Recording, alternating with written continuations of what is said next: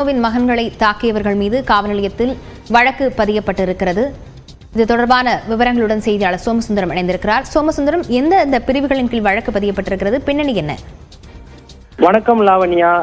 கடந்த சில நாட்களுக்கு முன்பு பிரபல சினிமா பின்னணி பாடகர்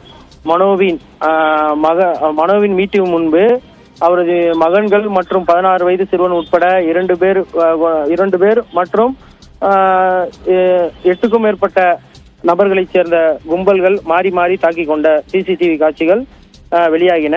மேலும் அத்துடன் சேர்ந்து செல்போன் காட்சிகளும் வெளியாகி பெரும் பரபரப்பை ஏற்படுத்தியது. இந்த வழக்கில் அந்த 16 வயது சிறுவன் உட்பட 2 பேர் சேர்ந்து வலசரவாக்கம் காவல் நிலையத்தில் அளித்த புகாரின் பேரில் மனோவின் மகன்கள் மீது வழக்கு பதியப்பட்டது. மேலும் மனோவின் மகன்கள் உடன் இருந்த 2 பேர் மீதும் சேர்த்து மொத்தம் 4 பேர் மீது வழக்கு பதியப்பட்ட நிலையில் அதில் 2 பேர் கைது செய்யப்பட்டு சிறையில் அடைக்கப்பட்டனர். இந்த வழக்கில் மனோவின் மகன்கள் தலைமறைவாக தற்போது வரை இருந்து வருகின்றனர்.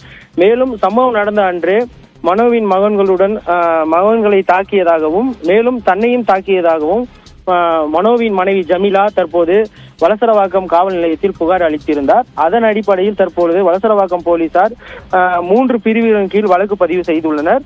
அதில் ஆபாச வார்த்தையில் பேசுதல், கும்பலாக சேர்ந்து தாக்குதல் மற்றும் ஆயுதங்களை கொண்டு தாக்கிய வழக்கின் 3 பிரிவுகளின் கீழ் தற்போது வழக்கு பதிவு செய்யப்பட்டுள்ளது. இந்த வழக்கில் தற்போது வரை மனோவின் மகன்கள் தலைமறைவாக உள்ள நிலையில் தற்போது மனோவின் மனைவி அளித்த புகாரின் பேரில் வலசரவாக்கம் போலீசார் இன்று வழக்கு பதிவு செய்துள்ளனர். மேலும் இரு தரப்பிலும் வலசரவாக்கம் போலீசார் வழக்கு பதிவு செய்துள்ளனர் என்பது குறிப்பிடத்தக்கது. இந்த வழக்கின் அடிப்படையில் மனோவின் மகன்களை தாக்கியதாக எதிர்த்தரப்பின் மீது 8 பேர் கொண்ட கும்பலின் மீது வலசரவாக்கம் போலீசார் வழக்கு பதிவு செய்துள்ளனர் என்பது குறிப்பிடத்தக்கது. லாவண்யா, விவரங்களுக்கு நன்றி சோமசுந்தரம்.